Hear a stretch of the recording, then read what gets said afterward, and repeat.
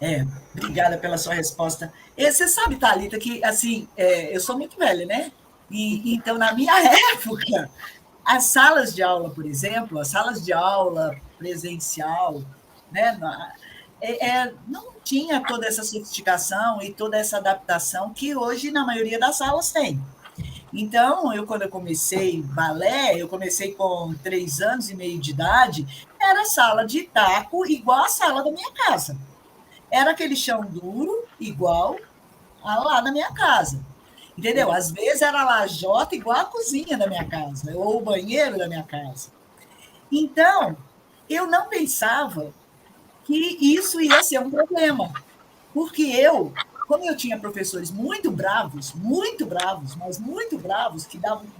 Eu sempre treinei em casa, para não levar bronca no dia seguinte. Uhum. Entende? Então, assim, aquilo nunca, estou com os dois joelhos, nunca tive problema de joelho, nem nada disso. Eu acho que tudo depende da forma como você conduz. Então, quando eu penso na internet, eu penso como uma ferramenta de democratização para as pessoas, principalmente, que não têm condições, que foi o caso dos meninos, dos projetos sociais e tal. Mas, como produtora, eu penso, inclusive na questão da formação, olha que maravilha eu ter uma aula da Germânia Coni, lá né, da África, sem ter que pagar toda a logística que significa. Porque eu, como produtora, sempre fiquei muito assim. Eu tinha que pagar um cachê para a mulher que era menor do que o gasto que eu tinha com ela para trazê-la para cá.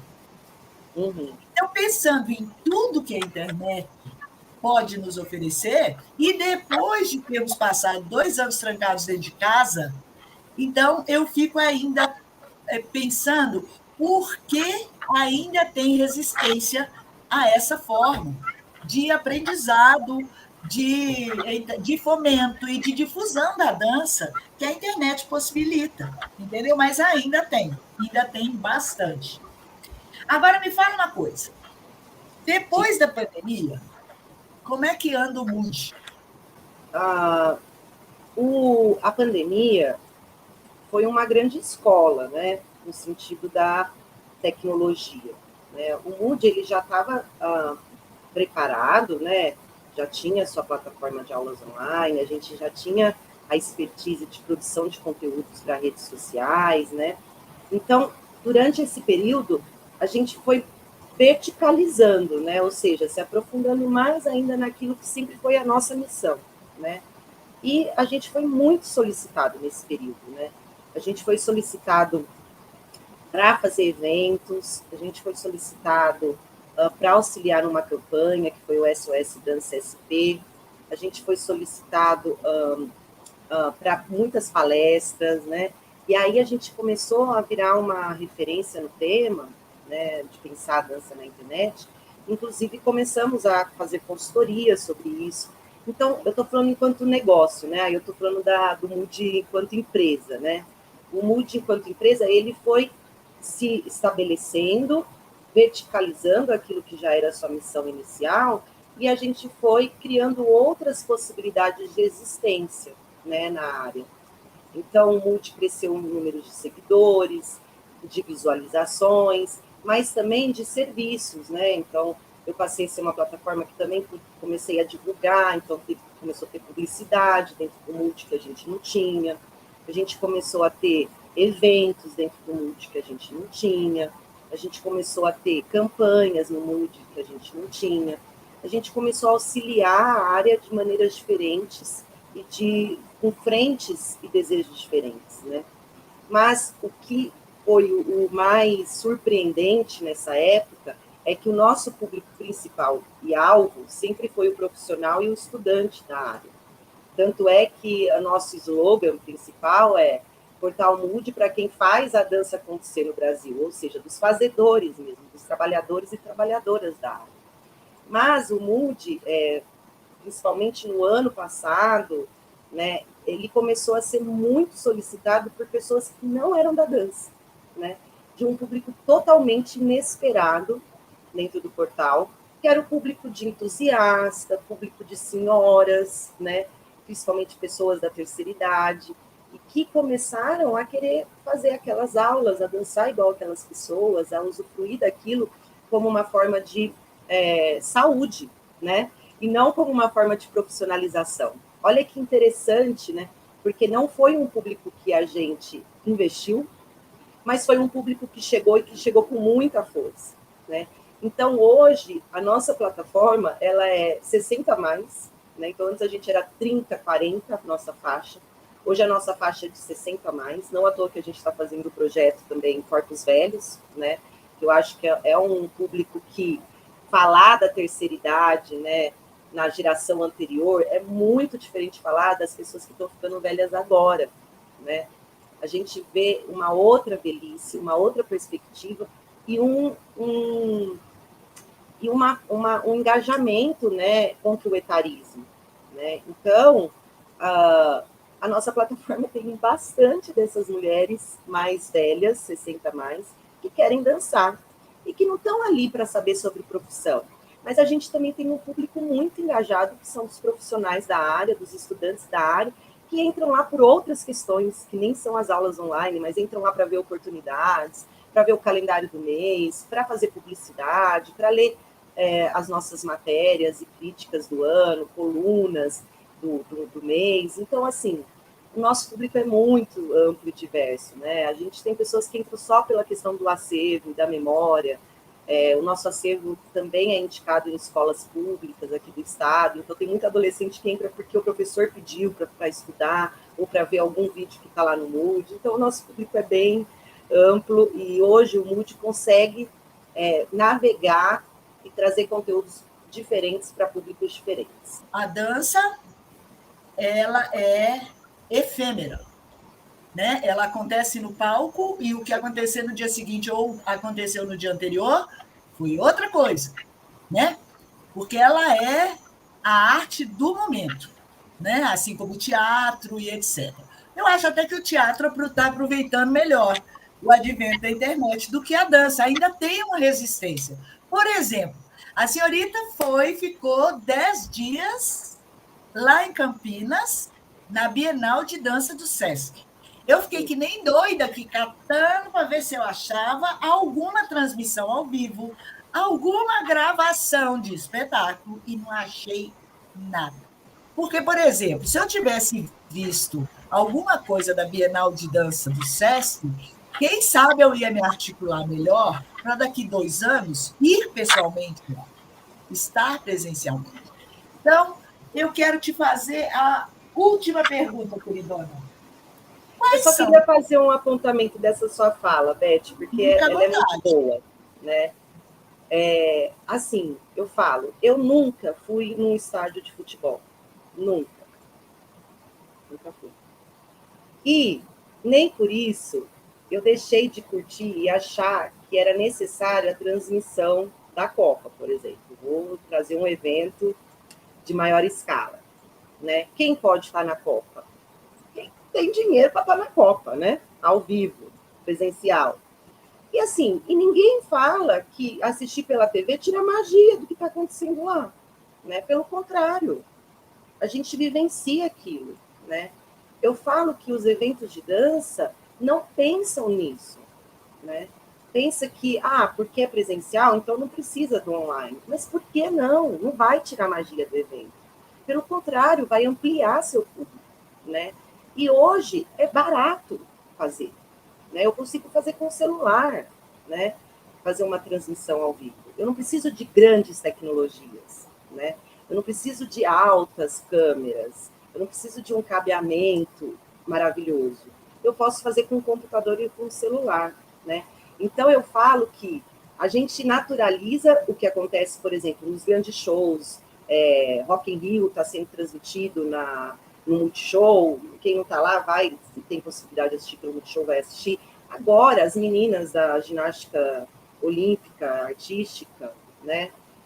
Que importante que foi ter as transmissões, que importante que é ver os vídeos depois na internet, né? Para quem não tem a TV fechada, né? E isso tirou, também é um esporte, é efêmero, né? E não estou nem dizendo da Bienal, né? A crítica, a gente trouxe o exemplo como a Bienal, mas Eu trago o exemplo de eventos em geral da dança, né, que não democratizam, não fazem transmissão e perdem um público muito grande potencial, né? E eu falo, nossa, quem dera que eu que nunca tive num estádio pude assistir diversos jogos e pessoas que nunca tiveram ao teatro pudessem assistir várias danças, né? Esse é o meu desejo. Assim. Pois é, e só complementando o que você está dizendo, eu fico pensando, né? A nossa educação não privilegia um gosto generalizado pela arte e pela cultura. As pessoas não sabem o que é dança, o que é produzido em dança, o que é produzido no teatro. No máximo, eles sabem sobre shows de música e etc. Então, eu acho que a gente está perdendo uma grande chance de fazer a grande massa ter acesso. Porque quando a grande massa tiver acesso, a gente vai conquistar pessoas, né, que vão gostar, outras não. Mas essas pessoas que nem conheciam, elas são potenciais pagantes de espetáculos nos teatros, né, de aula nas academias. Então, assim, eu não entendo, você deu um exemplo muito legal. Porque imagina se o futebol nunca fosse transmitido. Você acha que ia ter aquele público todo, o tempo todo? Você acha que eles iam estar ganhando tanto dinheiro assim? Então, assim, quantos espetáculos brasileiros saem pelo mundo presencialmente? Quantos poderiam estar saindo para o mundo virtualmente? Sim. Não é? E assim, né? A internet, eu lembro que quando tinha pandemia, falou, mas agora qualquer um pode dar aula, tem muita coisa ruim, né? Eu falei, gente, tem coisa ruim no mundo real. Essa pessoa que está dando aula na internet, ela não está em Marte, né? Ela não caiu do nada, ela não surgiu, como diz, né, a piada do Neida, né? Ela não surgiu do Neida. Ela é uma pessoa do mundo real e que está usando a ferramenta. E assim como eu já fiz tanta aula ruim presencial, né? Você também vai ter essa oferta de coisas ruins na internet. A gente tem que saber filtrar isso como a gente filtra no mundo real e como a gente filtra também na internet, né? A internet não é um campo de coisas ruins, a internet é uma extensão do mundo real, né? E como qualquer extensão vai ter coisas boas e ruins, né? Então é isso, a gente precisa saber filtrar. Tem essa questão também do senso crítico das pessoas. As pessoas de hoje em dia, elas têm um senso crítico completamente ampliado por conta da internet. Por que a dança não tem peso lá? Eu ainda não entendi. Mas, e aí, eu vou te dizer uma outra coisa. Dando aulas online, principalmente as aulas individuais, eu descobri formas de potencializar o rápido aprendizado das pessoas mais do que no presencial. E eu acho que é sério. Teve coisas que eu descobri no virtual e no presencial, depois eu comecei a perceber por que eu nunca tinha percebido isso numa aula presencial. Primeiro, porque a maioria das aulas são coletivas. Segundo, por causa do onde está teu olhar. Quando você olha para uma câmera, você vê do dedinho do pé até a cabeça. Se você está no presencial, você vê o teu campo de visão. Se você quer ver muito pezinho, você olha por cima, você nunca olha de frente, a não ser que você se jogue no chão e fique olhando. Então, é sério, eu aprendi muita coisa. Eu aperfeiçoei meu trabalho enquanto professora muito por conta dessa relação do virtual. Então, eu não largo dela de jeito nenhum. Não largo, não largo. Eu acho que isso é um grande avanço para a gente. Bom, para a gente terminar, me fala aí quais são os seus propósitos e o que você acha que vai ser mais desafiador daqui para frente com o Mood. Olha, o que é desafiador sempre para quem trabalha na internet é acompanhar a evolução da tecnologia, né? Então, você sempre está um passo atrás e na defasagem, né? E eu falo que a tecnologia ela é ótima até a hora que ela não funciona, por exemplo, na live. Né? Ela é ótima, a live é maravilhoso, mas ela não funcionou, então você vai odiá-la, né? Mas esses grandes avanços, para quem trabalha nesse nicho, né, que é a tecnologia, você sempre fica defasado e você sempre precisa estar se reinventando e reinvestindo, porque a tecnologia também não é gratuita todo o tempo, né? Então, esse é um desafio do negócio, né? Mas que é da natureza do meu negócio, né? Se eu, por exemplo, tivesse uma escola de dança física, a natureza é outra, né? Manutenção do espaço, o aluguel que cresceu, aumentou, enfim, sei lá o quê. O meu desafio é sempre tentar acompanhar esse time da tecnologia com as ferramentas novas que vão aparecendo. Por exemplo, agora a gente tem inteligência artificial muito forte, o chat GTP. Então, são coisas que vão surgindo e que a dança pode beber desse lugar, obviamente, e o portal sempre está buscando estar alinhado e estar antenado nessas novas tecnologias que vão aparecendo. Mas tem um delay, né? Tem um delay aí, porque você precisa de capital, de investimento para também estar acompanhando isso. Agora, nosso propósito é continuar, de fato, realizando a nossa missão, né, que é democratizar acesso ao conhecimento da linguagem da dança. E agora, mais do que isso, não só para o público especializado, mas para o público que não é especializado e que quer ter contato, e às vezes seu primeiro contato com essa área, né? Então, a gente tem tido mais empatia, mais cuidado, um olhar mais carinhoso para esse público que está chegando.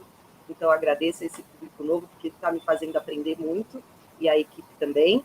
E o projeto sempre cresce, né, Beth? A gente sempre pensa em novas aberturas, então muitas pessoas pedem para dar aula no portal, né? Então vem uma novidade aí em breve, espero que ainda esse ano, e se tudo der certo, Beth será a nossa primeira carinha, primeira profissional. Não seria o melhor lugar para estrear esse novo lugar dentro do portal.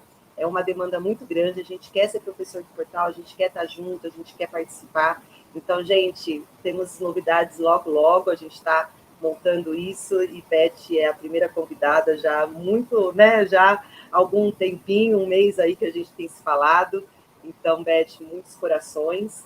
E é isso, assim, acho que como uma primeira perspectiva de crescimento é essa, né, de cada vez mais ser mais democrático, mais aberto para a participação de outros, né? Então, em breve vem aí essas novidades e espero que vocês gostem. Eu tenho certeza que você é muito genial. Isso, muita força, Thalita. Tem um artista que eu respeito muito, que chama Gil Amâncio, e ele sempre fala: plateias a gente não ensina, a gente conquista.